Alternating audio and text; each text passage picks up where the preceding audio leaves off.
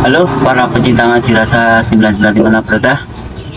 Tidak bijaksana jika kita sebagai umat dengan mudah menyatakan kafir, sesat, murtad tanpa mendalami apa yang disampaikan orang.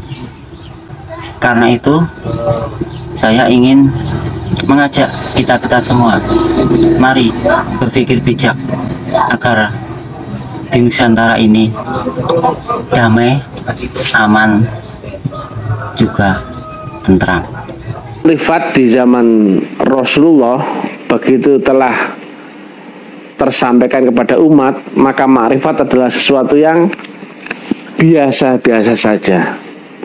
Walaupun makrifat itu sangat tinggi, tapi karena sistemnya itu sudah baku, maka jika ada input lewat sistem yang baku dan mutlak, maka outputnya pun pasti mutlak. Maka output makrifat itu pasti biasa-biasa saja. Walaupun sangat tinggi, tapi sudah nggak ada yang aneh, ya. Orang makrifat sudah nggak ada yang aneh. Nah, makanya kalau Nabi sampaikan as-sholatul mi'rajul mu'minin, nah, contohnya gitu. Sholat itu mi'rajnya orang-orang mukmin. Berarti orang-orang mukmin itu adalah orang mukmin yang banyak, ya. Berarti gak cuma satu orang, gak cuma Nabi, tapi siapapun orang mukmin yang telah melewati sistem metodologi, maka sholatnya pun bisa mi'raj. Itu Nabi loh, ya.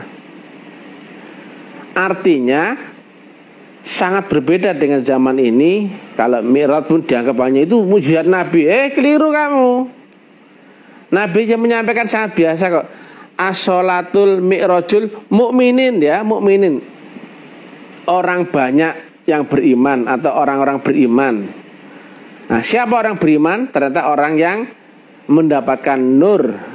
Siapa orang mendapatkan nur? Adalah orang yang dibaiat sesuai dengan Asy-Syura 52. Maka jika diteruskan, ya, orang-orang yang menerima baiat nur sebagaimana yang diterangkan di Asy-Syura 52, jika lanjutannya dia ketemu sistem metodologinya atau teknikalnya, maka dia berpeluang mi'raj. Artinya mi'raj itu bukan mukjizat Nabi tok. Memang itu mukjizat awalnya, memang karena beliau menerangkan itu pada awal-awalnya. Tapi lanjutannya mi'raj itu adalah bagi orang-orang beriman yang ketemu atau menggandeng dengan metodologinya. Nah, makrifat pun begitu. Nah, coba bayangkan, ya, agama loh, bagi kita agama itu biasa apa enggak sekarang ini? Biasa toh?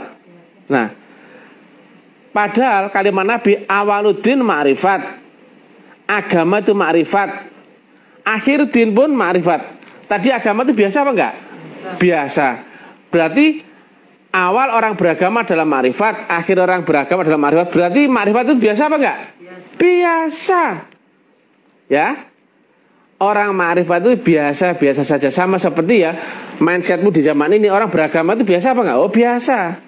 Bahkan orang yang enggak beragama atau ateis itu malah dianggap agak berbeda atau agak luar biasa lah, atau biasa di luar begitu.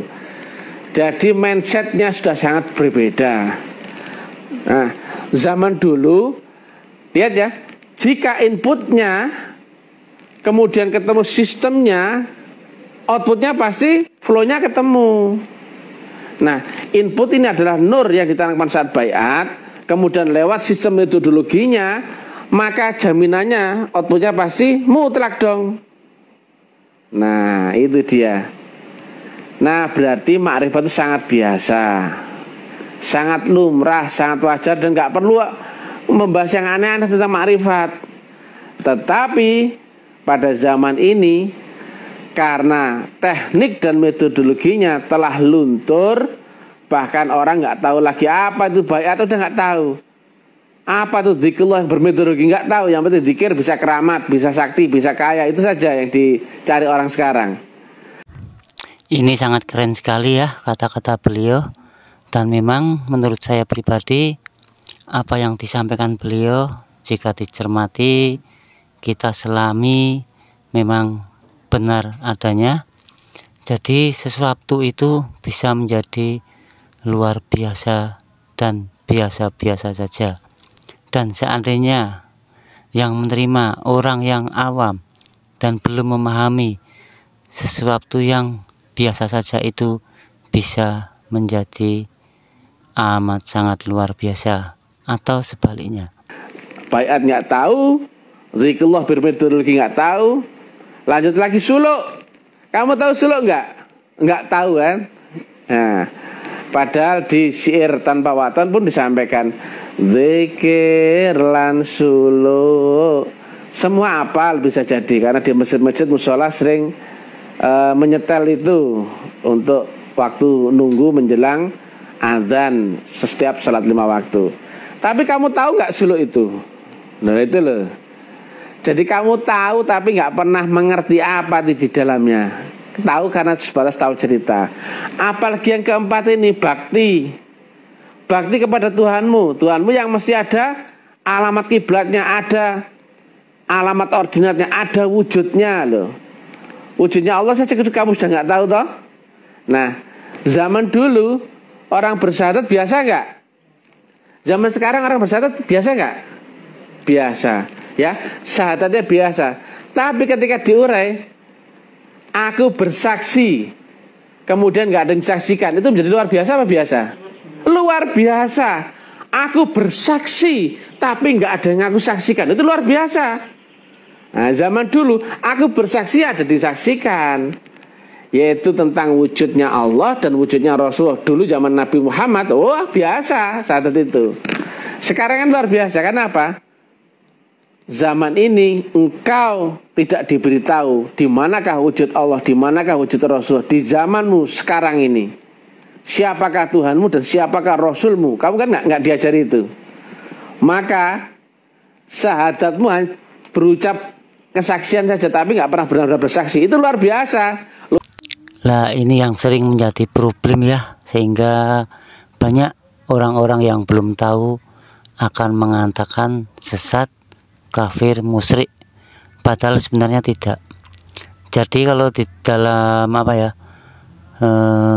pondok-pondok pesantren itu biasanya yang diajarin hal-hal kayak gini santri-santri terpilih, jadi tidak dikebiah uyah semua santri harus menguasai hal seperti ini. Lah ini yang menjadi permasalahan tentunya. Jadi banyak orang yang nggak tahu tentang suluk itu apa, padahal suluk itu juga bisa dicapai oleh orang-orang yang beriman tentunya, dan yang mampu menyelam ke dalam samudra hatinya yang sangat dalam sekali dalam keheningan, itu akan mengalami proses suluk juga perjalanan rohani, sehingga bisa bertemu dengan wujud Allah yang berada di setiap pribadi manusia.